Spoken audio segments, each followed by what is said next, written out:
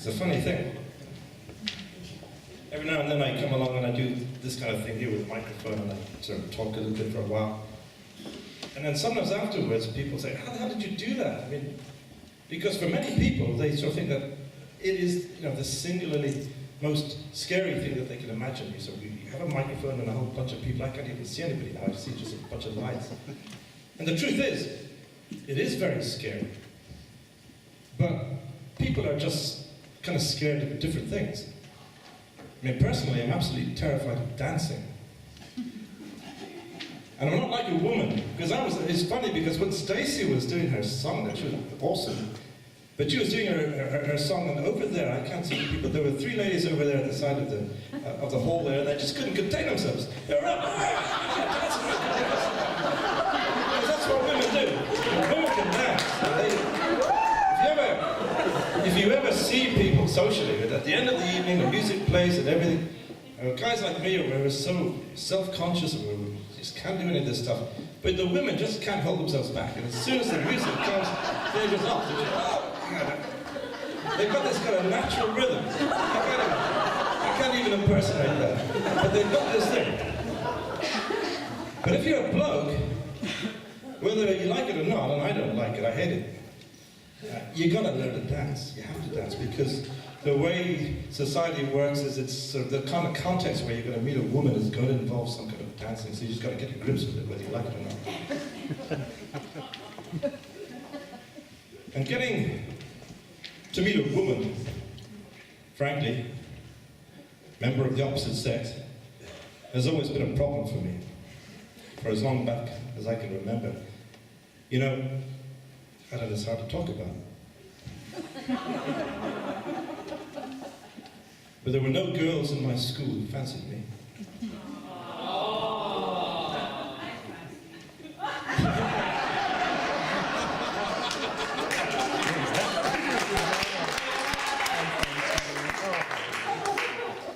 No, there were no girls in my school who fancied me, not even one.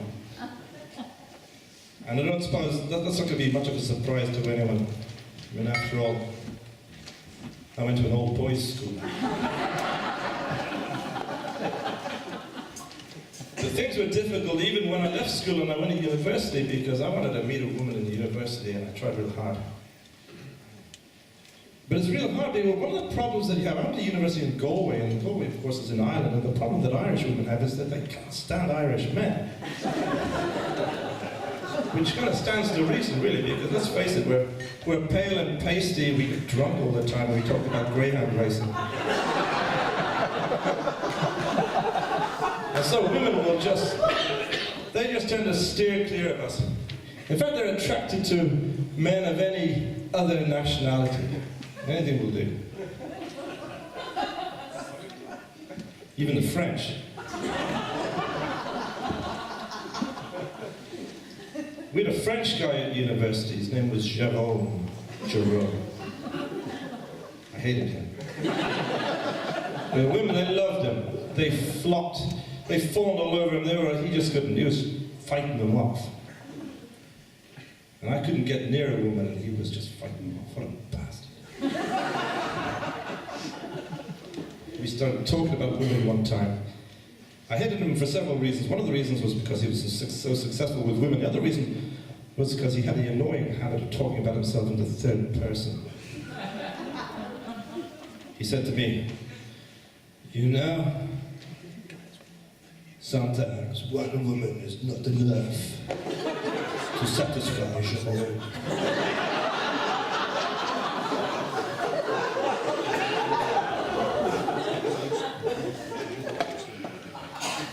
Sometimes Jerome, he likes to make love to 2 women at the same time. I thought, Jesus. I said, Jerome, can I ask you a personal question? He said, oui, what is it? I said, you said that you like to make love to 2 women at the same time. I said, yes. I said, have you got more than one willy? I mean, I didn't think it would be possible any other way.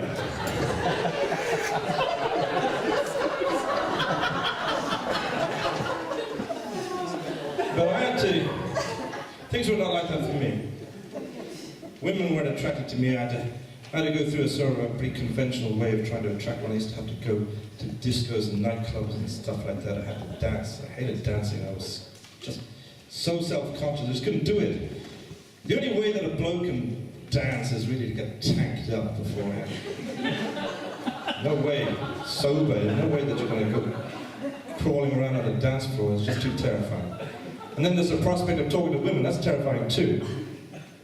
So the only way that a man can possibly consider dancing is to get drunk. And it's a kind of funny thing that, because when you think, I'm sure you're all familiar with this, but very often in advertising you get this thing where, I'm sure you've seen it, it's kind of like it's a series of images that shows the sort of the gradual evolutionary transition between some kind of a stooping ape on the one hand, and then through a sort of a series of intermediary stages you reach finally Homo sapiens, modern man, thinking man, all of this kind of stuff. So you have this kind of transition thing. So you start off with something like that, and then as time goes by, you have this sort of freeze-frame thing where suddenly we're getting something that's more and more upright and intelligent looking and all this kind of stuff. When you go drinking,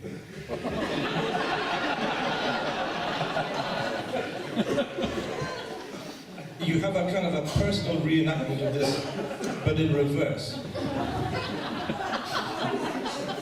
So you start off before you've had your first drink, but you start off and you're modern, intelligent, sober, Homo sapiens. And then you have a drink, and then you begin to lose a little bit. Then you have another couple of drinks and so on. For me, I had to go through this process because there was no way I was going to go on a dance floor unless I'd had a few, because only then did you sort of lose the self-consciousness. So you have a few drinks, and then eventually you get to a very frightening thought. Because what you'd have is kind of like the missing link, but who happens to think that he's John Travolta. So he goes out on the dance floor, kind of a bit like this.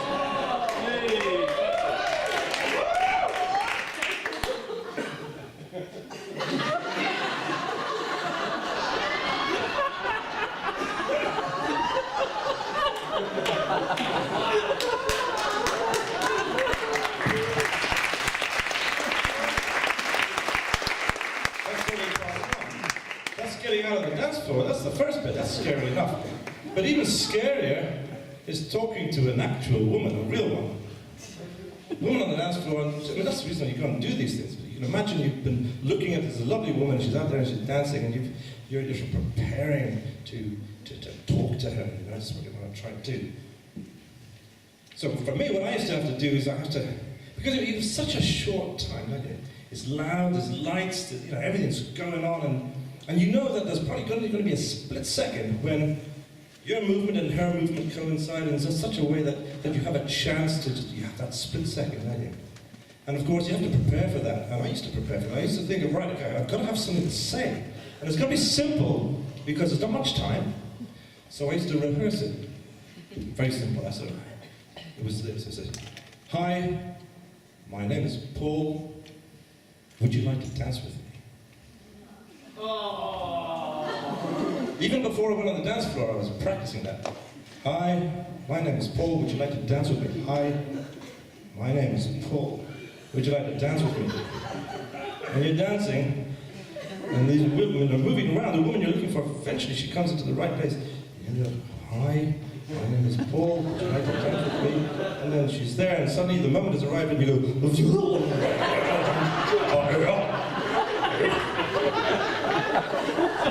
and of course, the problem is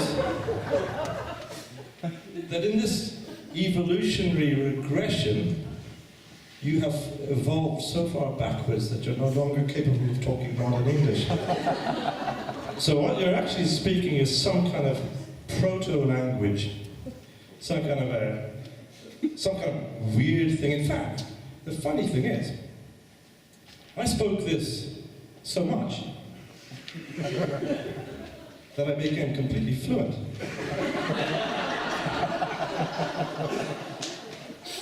And scholars of linguistics have subsequently told me that what I was speaking was actually a language called, well, it's known by an acronym, which is END, which stands for Early Neanderthal Dialect.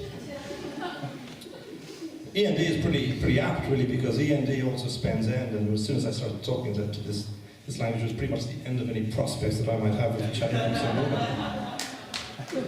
But let me tell you a little bit about END. END is a language which conveys meaning in a combination of different ways. So, on the one hand, we have verbal exchange, but we also have facial expressions and various types of gesticulation. So when you communicate using Neanderthal dialect, all of those factors come into play. Would you like me to demonstrate? I'll tell you what I'll do. Okay. What I'll do is I'll say a couple of things in early Neanderthal dialect, and we'll see if anybody, unfortunately I can't see hands or anything, but we'll see if anybody recognizes what these things are. The important thing is to bear in mind what the hands are doing and the facial expression doing and so on. So I'll do a few. I'll pop this thing in the stand so I have my hands free. So here we go. Here's the first. See if you can figure out. Now I know there are some linguists down on this table here. Mrs. Edwards is down here, so she might be able to. Here's the first, okay?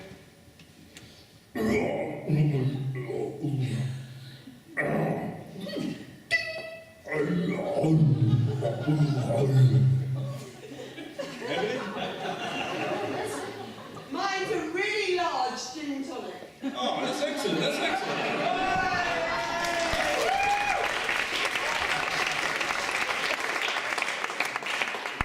That's exactly right. You've obviously got some experience yourself. What about this one? That's really outstanding. How about this one?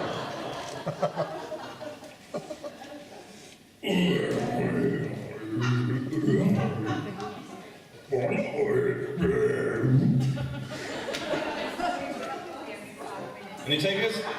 Sorry, it didn't last that long. That means, has anybody got the phone number for a local taxi firm? I'll give you one last one. Okay, I'm a bit disappointed. I'm actually a bit disappointed by Mrs. Edwards, to be honest, because she's actually one of the finest linguists that I've ever met. And I presume Nick would have been speaking the same kind of language. One more, to see how we get on with this one.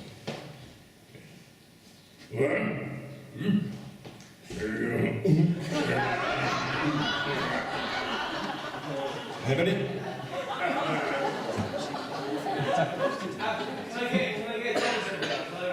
Very, very close. It's actually, can I walk you home? I never got to use that.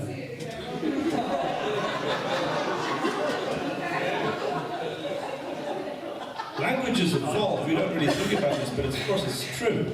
Languages evolve, and in the way that populations evolve, and you may have, you might assume that END is now an extinct language, that nobody speaks it anymore. But that's not quite true, because there are some isolated populations of hill farmers in the Hebrides who use END as their first language, as indeed do first-year engineering students at the University of East Anglia.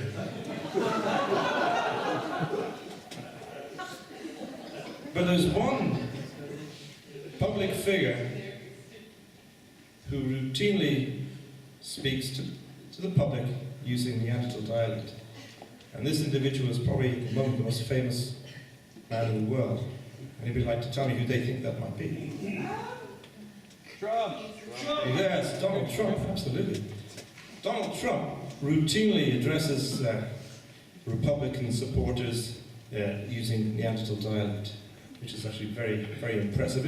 It's pretty much what you'd expect from a man of his intellect and his obviously linguistic talent and his ability as a narrator. A remarkable man. And what I thought I might do, and I hope, you know, if I may be so bold, but what I thought I might do is just to quote from the great man himself when he was addressing one of his Republican rallies, and he was, at that particular time, he was articulating his views on the role of women in contemporary American life.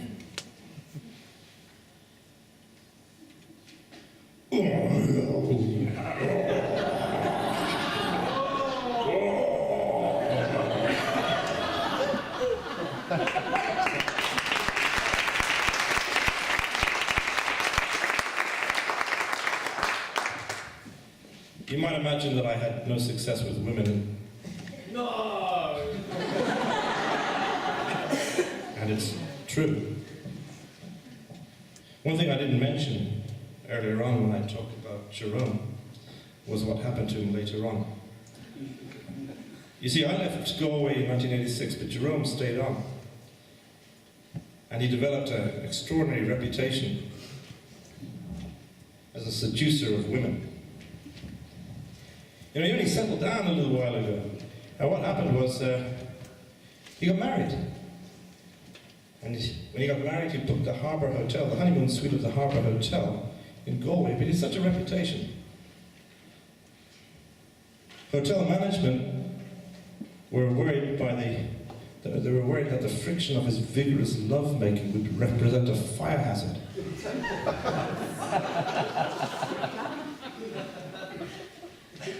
And so they insisted that there was a bellboy standing at the end of the bed with a fire extinguisher.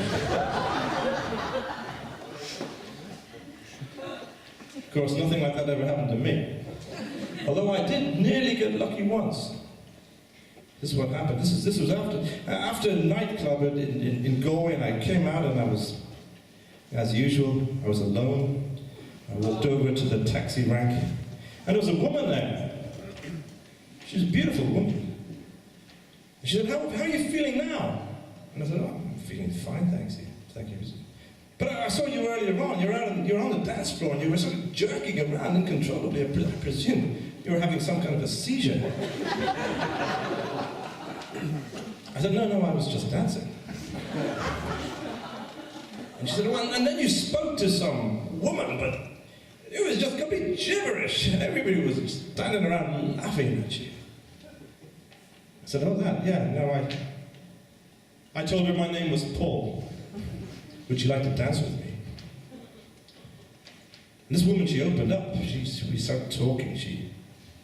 She was lovely. She said, you know, but she said the most surprising thing. She said very personal things. She said, you know what? I haven't been intimate with a man for a very long time. You know what I want? I want a man to make love to me badly.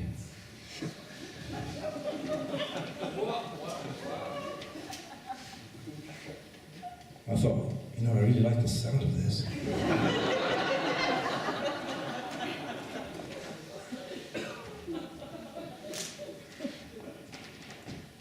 She wants a man to make love to her badly. Well, I reckon I could do that.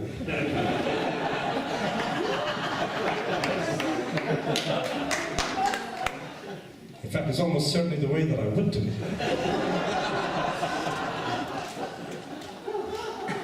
You know, I didn't realize there was much of a market for that kind of thing. So I said, I think I might be just the kind of guy that you're looking for. We started holding hands. She was looking at me. I thought, this is looking pretty good. Then I realized that she was looking past me. Somebody else.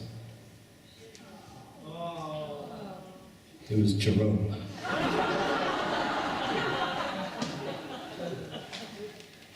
Jerome walked up, and he said in that annoying French accent, he said, Mademoiselle, je suis enchanté. And she just took his hand and walked off. And you may think that I feel bitter about that. mean, this is something that happened 30 years ago. And here I am, talking about it. The truth is, I have recovered. I've got over it because, you see, I was the guy who blocked up the nozzle of the fire extinguisher in the Harbour Hotel in Galway. That was me. As a result of which, Jerome got third-degree burns on his own nozzle.